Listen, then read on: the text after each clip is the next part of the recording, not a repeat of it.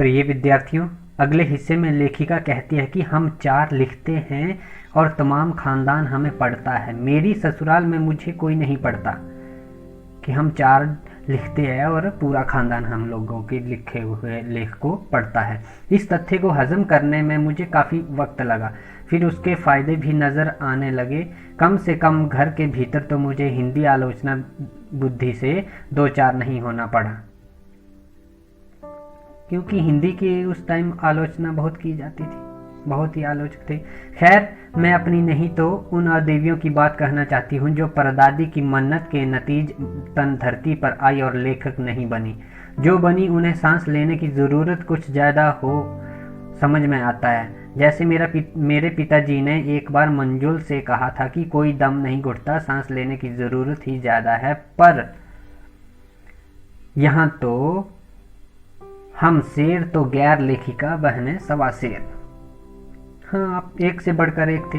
चौथे नंबर वाली रेनू का आलम यह था कि गर्मी की दोपहरी में स्कूल से वापसी पर जब गाड़ी उसे और उसकी छोटी बहन अचला को बस अड्डे पर लेने जाती तो रेनू उसमें बैठने से इनकार कर देती। जब स्कूल की बस उन्हें लेने आती तो बस अड्डे पर गाड़ी लेने आती तो रेनू उस पर बैठने से इनकार कर देती और उसका कहना था कि यूं थोड़ा सा रास्ता गाड़ी में बैठकर तय करना सामंतशाही का प्रतीक था,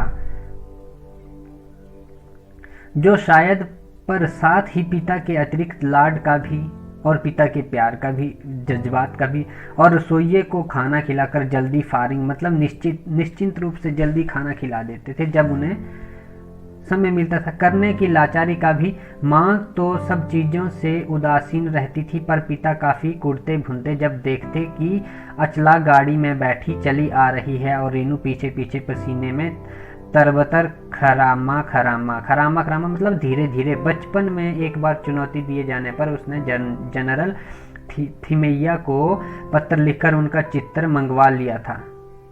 इतनी जिद्दीपन उनमें बहुत था, जो एक मोटरसाइकिल सवार जवान आकर उसके हाथ में दे गया था।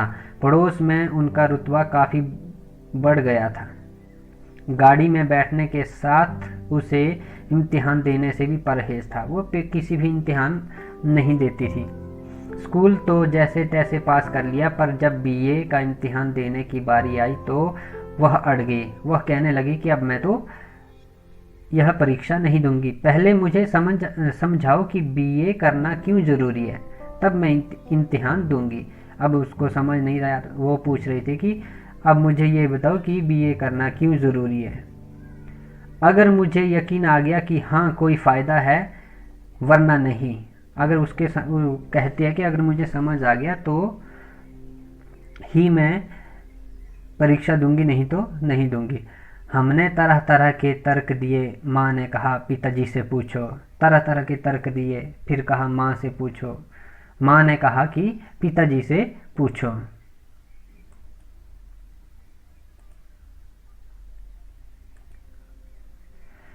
पिताजी ने कहा नौकरी कर पाओगी, शादी कर पाओगी, लोग इज्जत से देखेंगे, वगैरह वगैरह। इस तरह से पिताजी ने उन्होंने कहा कि नौकरी पाओगी, शादी कर पाओगी और लोग इज्जत देंगे। इस तरह से बहुत सारी बातें की। कोई तर्क विश्वसनीय नहीं लगा, ना रेनू को ना खुद उन्हें। कुछ भी विश्वसनीय नहीं लगा। आखिर उन्होंने उसी कुतर्क का सहारा लिया जो युगों से माँ बाप के काम आता रहा है। कहा बीए करो क्योंकि मैं कह रहा हूँ करो। रेनू ने बीए कर तो लिया, पर सिर्फ पिता की खुशी के लिए, यानी पास होने लायक नंबर लाकर। अब जब उन्होंने उनके पिताजी, जैसे पाठ के प्रारंभ में आपको बताया था कि जैसे उसके पिताजी ने कहा कि ये काम करो, उन्होंने पिता की खुशी के लिए बीए का इम्तिहान दिया और कम नंबर लाकर उसे पास लायक नंबर लाए उसमें। सच बोलने में वह माँ से भी 2 कदम आगे हैं। सच बोलती थी, स्पष्ट बोलती थी, ईमानदारी के साथ। सत्यवादी तो थी ही। गनीमत यह है कि आधा समय उसके सच सुनकर लोग सोचते हैं वह मजाक कर रही होगी, इसलिए बिना मेहनत वह लोगों को हंसाए रख लेती है। आज भी उसे कोई इत्र भेंट करता है तो वह कहती है नहीं चाहिए, मैं तो नहाती हूँ। इत्र भेंट मतलब परफ्यूम वगैरह जो लगाते हैं वो देता था, तो कहती थी नहीं चाहिए, मैं तो नहाती हूँ। अब तीसरे नंबर पे उसकी बहन छोटी चित्रा है।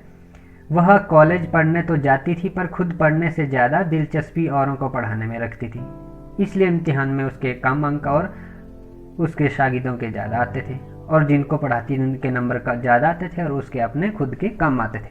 पर अपने यहाँ सब चलता था, सब कुछ चलता था। उसकी शादी का वक्त आया तो उसने एक नज़र में लड़का पसंद करके ऐलान कर लिया कि शादी करेगी तो उसी से। अब जिद्दीपन था तो एक लड़का पसंद भी कर लिया और कहने लगी शादी करूंगी तो इसी से। मुश्किल यह थी कि हमारे माँ बाप ही नहीं, खुद लड़का भी उसके निर्णय से वाकिफ नहीं था। लड़के को भी पता नहीं था, पर उसका कहना था कि वो जो सोच लेती है करके रहती है, तो शादी उसी लड़के से होगी उसकी। कोई मुश्किल पेश नहीं आई।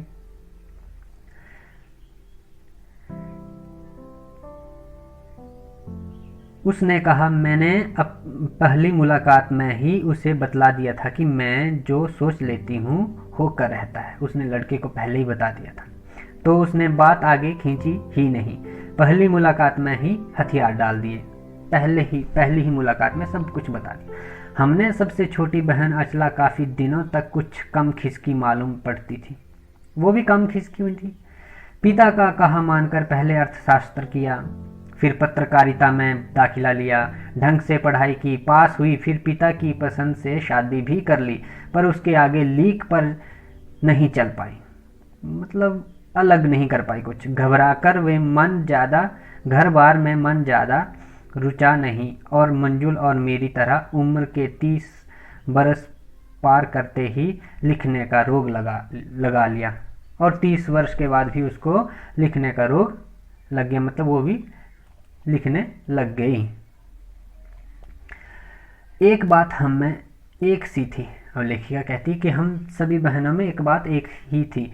घर बार को परंपरागत तरीके से हमने भले ना चलाया हो, उसे तोड़ा भी नहीं। शादी एक बार की और उसे कायम रखा, घर बार से भले दूर रहे परंतु घर को चलाए रखा उन्होंने। चाहे तलाक के कगार पर खड़ी चली हो, पर कगार तोड़ डूबी नहीं। शायद इसलिए कि जैसा मैंने अपने पहले उपन्यास में लिख डाला था कि हम सभी विश्वास करती रही होंगी कि मर्द बदलने से कोई प्रयोजन सिद्ध नहीं होता, घर के भीतर रहते हुए भी अपनी मर्जी से जी लो तो काफ़ी है। हाँ, तो कहते थे कि मर्द बदलने से कुछ नहीं होता, कोई प्रयोजन नहीं होता। उस लेखिका ने पहले ही अपने उपन्यास में लिख रखा था, और वैसा ही हुआ, और मर्जी से जीना, आज़ादी से जी लें घर में ही बैठकर। शादी के बाद मैं बिहार में ऐसे छोटे कस्बे डालमिया नगर में रही जहां मर्द औरतें चाहे पति पत्नी क्यों ना हो, पिक्चर देखने भी जाते तो अलग अलग दड़बों में बैठते, अलग अलग सेक्शन में बैठते। बिहार चली गई, जैसे पाठ में आपको पहले ही बताया है। तो मैं दिल्ली से कॉलेज की नौकरी छोड़कर वहाँ पहुँची थी और नाटकों में अभिनय करने की शौकीन रही थी। नाटकों में अभिनय करने के बहुत शौकीन थी। मैंने उनके चलन से हार नहीं मानी। साल भर के भीतर उन्हीं शादीशुदा औरतों को पराये मर्दों के साथ नाटक करने के लिए मना लिया। अब नाटक करने के लिए वहाँ की औरतें पराये मर्दों के साथ नाटक करने के लिए भी तैयार नहीं थी, और लेखिका ने उन्हें मना लिया। अगले 4 साल तक हमने कई नाटक किए। अकाल राहत कोष के लिए उन्हीं के माध्यम से पैसा भी इकट्ठा कर लिया। वहाँ से निकली तो कर्नाटक के और भी छोटे कस्बे बागलकोट में पहुँच गई। तब तक मेरे 2 बच्चे हो चुके थे। अब उनके 2 बच्चे हो चुके थे जो स्कूल जाने लायक उम्र पर पहुँच रहे थे, पर वहाँ कोई ढंग का स्कूल भी नहीं था। कर्नाटक में एक स्कूल भी नहीं था। फिर उन्होंने लोगों की राय पर मैंने पास के कैथोलिक बिशप से दरख्वास्त की कि उनका मिशन वहाँ के सीमेंट कारखाने की आर्थिक मदद से हमारे कस्बे में एक प्राइमरी स्कूल खोल दें। उन्होंने सीमेंट कारखाने के आर्थिक मदद से उन्होंने वहाँ पर कहा कि एक स्कूल खोल दें। पहले उन्होंने कहा चूँकि उस प्रदेश में क्रिश्चियन जनसंख्या कम थी, इसलिए वहाँ स्कूल खोलने में असमर्थ थे, और कहने लगे यहाँ पर क्रिश्चियन की जनसंख्या कम है इसलिए स्कूल खोलने में वे असमर्थ हैं। मैंने गैर क्रिश्चियन बच्चों को भी शिक्षा पाने के लायक सिद्ध करते हुए अपना इसरार जारी रखा, आग्रह किया। कि जो गैर क्रिश्चियन नहीं है वो भी तो शिक्षा के अधिकार को पाने के अधिकारी है। तब उन्होंने कहा, हम कोशिश कर सकते हैं, बशर्ते आप हमें यकीन दिलाएं कि वह स्कूल अगले 100 वर्षों तक चलता रहेगा।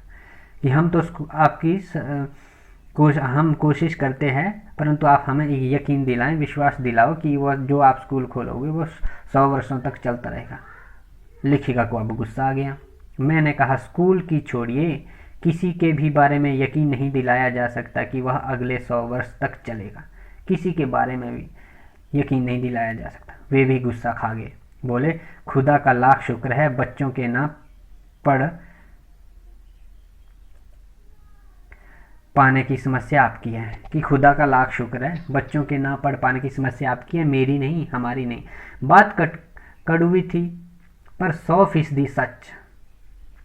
सच के आगे सिर झुकाने में हमारी बचपन से ही आदत थी कि सच के आगे सिर झुकाए रखती थी। सो मैंने तय किया कि मैं खुद अंग्रेजी, हिंदी, कन्नड़ 3 भाषाएं पढ़ाने वाला प्राइमरी स्कूल वहाँ खोलूंगी और कर्नाटक सरकार से उसे मान्यता भी दिलवाऊंगी। अब उसने सोच लिया। वहाँ के अनेक मेहनती और खिसके लोगों की मदद से यह व्रत पूरा हुआ। मेरे बच्चे तथा अन्य अफसरों के बच्चे उसी स्कूल में पढ़े और बाद में अलग अलग शहरों में अलग अलग ख्यात स्कूलों में दाखिला भी पा गए और वहीं से पढ़कर वे अलग अलग स्कूलों में पढ़ने चले गए। लेखिका अगले हिस्से में कहती है, ऐसे अनेक मौके आए जब मैंने अपने जिद्दीपन के नमूने पेश किए, पर सबसे ज़्यादा उसने मंच पाया मेरे लेखन में, जो शुरू में अब तक लीक से खिसका अपनी राह खुद तलाशता रहा है। पर सब कुछ कर लेने पर भी मैं अपनी छोटी बहन रेणु के मुकाबिल नहीं पहुंच सकती। अब रेणु के मुकाबले वे नहीं पहुंच सकती। 1950 के अंतिम दौर में एक रात दिल्ली में एक साथ 9 इंच बारिश हो गई। दिल्ली में बहुत ज़्यादा बारिश हो रही थी 1950 में। दिल्ली की खासियत यह रही कि थोड़ा पानी बरसते ही वहाँ के नाले पर नालों में बाढ़ आ जाती है, पुलों के नीचे पानी भर जाता है और तमाम यातायात ठप हो जाता है। बहुत ज़्यादा बारिश हो रही थी। इस कयामती बारिश के बाद तो सरकारी दफ्तरों के पहले तल्लों से फाइलें पानी में तैर आई थी। फाइलें पानी में तैरने लगी कि रेणु के स्कूल की बस भी उसे लेने नहीं आई और उसकी बस भी उसे लेने नहीं आई। रेणु ने कहा, कोई बात नहीं, मैं पैदल चली जाऊंगी। सब ने समझाया कि स्कूल बंद होगा, मत जाओ, परंतु उसने नहीं सुनी। आपको कैसे पता, इस सवाल का माकुल कि इस सवाल का जवाब आपको कैसे पता कि स्कूल बंद होगा? जवाब किसी के पास नहीं था। हमारे यहाँ फ़ोन जरूर लगा हुआ था, स्कूल में भी रहा होगा, पर बारिश के चलते वह ठप पड़ा हुआ था। बारिश के कारण वह फ़ोन भी नहीं चल रहा था। तो रीनू अकेली पैदल स्कूल चल दी। गनीमत यह थी कि बारिश एक मुश्त बरस लेने के बाद थम गई थी। अब थोड़ी बारिश होने के बाद वे थोड़ी रुक गई थी। सड़कों पर पानी था और बरस नहीं रहा था। सड़कों में पानी था परंतु बरस नहीं रहा था। तो रेणु 2 मील पैदल चलकर स्कूल पहुंची। जैसा हमने कहा था, वह बंद था। चौकीदार रेणु को देख दंग रह गया। उसने जब रेणु को देखा तो चौकीदार दंग रह गया, पर रेणु को कोई मलाल नहीं था। वह वापस 2 मील चलकर घर पहुंच गई और फिर से वह वापस चलकर,